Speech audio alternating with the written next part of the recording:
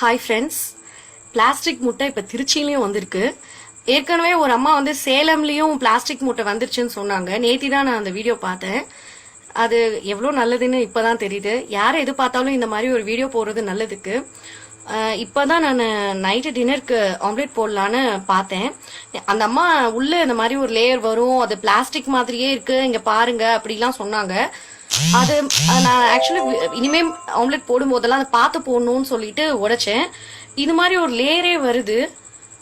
இப்படி இதுக்குள்ள இருந்து இந்த லேயர் வந்தது. இது ஏற்கனவே வந்தது. இதோ காமிக்கிறேன் உங்களுக்கு. ரொம்ப ஷாக்கிங்கா இருக்கு. முட்டை நம்ம எல்லாரும் சாப்பிட்றோம். நம்ம ஊர்ல இதெல்லாம் வராது. நாமக்கல் கிட்ட இருக்கும், திருச்சி சேலம்லாம் முட்டை வராதுன்னா இப்ப நான் உரிக்கிறேன், தெரியுதா உங்களுக்கு? இங்க பாருங்களேன், அப்படியே வருது தனியா. ஸ்மெல்ல கூட முட்டை மாதிரி தான் இருக்கு. எனக்கு ஒன்றும் ஒரு டிஃப்ரென்ஸ்லாம் ஒன்றும் தெரியல. ஏதோ பாருங்களேன் எப்படியா வருது. அந்த முட்டை மேல ஓட்ட ஓட்டையெல்லாம் இருக்கும்னு சொன்னாங்க, அந்த மாதிரி தான் இருக்க மாதிரி இருக்கு. அந்த எக்கெல்லாம் அதே மாதிரி இருந்தது. இப்ப நான் அதை ஷேக் பண்ணனால இந்த மஞ்சள் இதெல்லாம் ஒன்னா இருக்கு.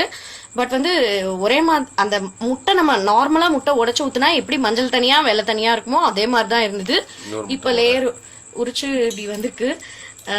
ரொம்பவே நடுக்கமா இருக்கு. இதெல்லாம் பார்க்கும்போது என்ன சொல்றதுன்னே தெரியல. ஸோ நான் செகண்ட் முட்டை ட்ரை பண்ணி பார்க்குறேன். அந்த பவுலில் நிறைய முட்டை வாங்கினதுல ஒரு முட்டையை தான் எடுத்து போட்டேன்.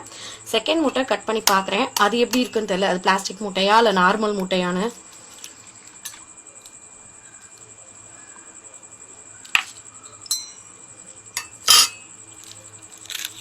இதுவும் அப்படிதான் இருக்கு. இதுவும் பிளாஸ்டிக் முட்டை தான் போல இருக்கு.